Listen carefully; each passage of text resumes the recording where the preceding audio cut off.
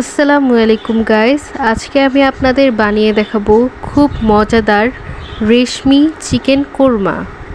এই ডিশটার নাম রেশমি চিকেন কোরমা হওয়ার মেইন কারণ হচ্ছে এটার রিচ ফ্লেভার এবং ক্রিমি টেক্সচারটা। আমি আপনাদের কথা দিচ্ছি, আপনারা যদি আমার মতো করে রেসিপিটি ফলো করে বাসায় ট্রাই করেন তাহলে আপনারা নিজেরাই আমাকে ধন্যবাদ দিতে বাধ্য হবেন। এটা এতটা মজা হয় খেতে।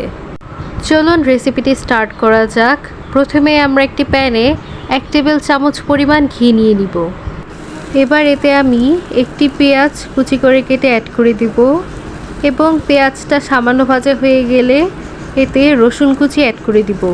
এবার রসুন ও পেঁয়াজ আর কিছু সময় ভেজে একে একে দিয়ে দিব 2 টেবিল চামচ পরিমাণ পেঁয়াজ বাটা, 1/2 টেবিল চামচ আদা ও রসুন বাটা, 1/2 টেবিল চামচ শুকনো মরিচ বাটা, 1 টেবিল চামচ পেঁয়াজ বেরেস্তা বাটা, 2 টেবিল চামচ বাদাম বাটা।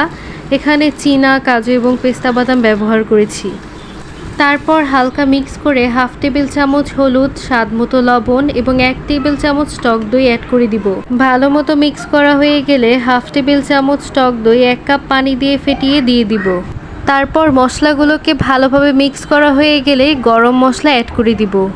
তারপর মশলাটা ভালোভাবে কষানো হয়ে গেলে, অর্থাৎ মশলা থেকে তেল ছেড়ে আসলে কেটে ধুয়ে রাখা চিকেন অ্যাড করে দিব।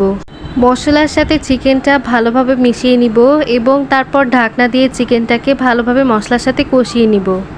এবার ঢাকনা খুলে চিকেনটাকে একটু নাড়াচাড়া করে দিয়ে 1 কাপ পরিমাণ লিকুইড দুধ অ্যাড করে দিব। আপনারা চাইলে এখানে লিকুইড দুধের পরিবর্তে গুঁড়া দুধও ব্যবহার করতে পারেন। এরপর চিকেনের সাথে সব উপকরণগুলোকে ভালোভাবে কষানো হয়ে গেলে এতে 1 চা চামচ পরিমাণ পেঁয়াজ বেরেস্তা বাটা অ্যাড করে দিব, 1 চা চামচ পরিমাণ কেওড়া জল দিয়ে দিব এবং 1 চা চামচ পরিমাণ ঘি অ্যাড করে দিব।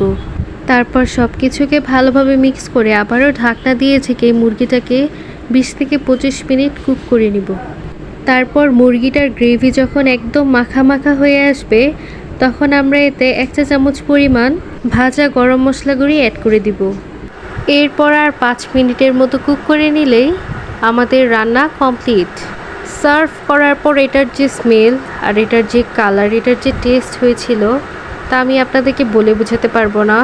অবশ্য আপনারা হয়তো ভিডিও দেখেই বুঝতে পারছেন কতটা সুন্দর দেখতে হয়েছে। খেতেও এক কথায় অসাধারণ, একদম 10 আউট অফ 10।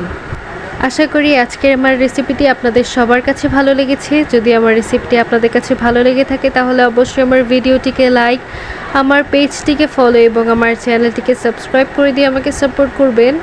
ধন্যবাদ সবাইকে।